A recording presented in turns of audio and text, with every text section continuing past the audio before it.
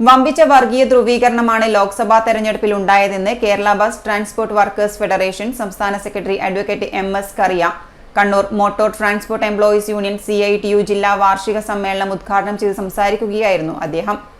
ആർക്കും നിഷേധിക്കാനാവാത്ത കാര്യമാണ്. അതൊക്കെ ഞാൻ നേരത്തെ പറഞ്ഞ വാക്കുകളിൽ തന്നെ ഉണ്ട്. ആ വർഗീയ ധ്രുവീകരണത്തിൽ നമുക്ക് തന്നെ പങ്കം ഉണ്ടായിരുന്നുവോ എന്നും പരിശോധിക്കേണ്ടത്. നേരിട്ടാണെന്നൊന്നുമില്ല. നേരിട്ട് ഇപ്പൊ BJPക്ക് വേണ്ടിയിട്ട് പ്രവർത്തിക്കാൻ പോയെന്നോ അല്ലെങ്കിൽ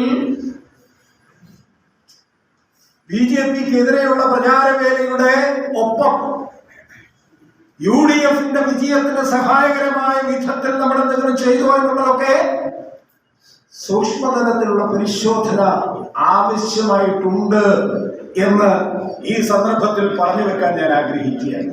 കാരായി രാജൻ അധ്യക്ഷത വഹിച്ചു. KP സഹദേവൻ, K മനോഹരൻ, P ചന്ദ്രൻ, N Mohanan, U Narayanan, CH Lakshmanan, VP Mukundan തുടങ്ങിയവർ സംസാരിച്ചു.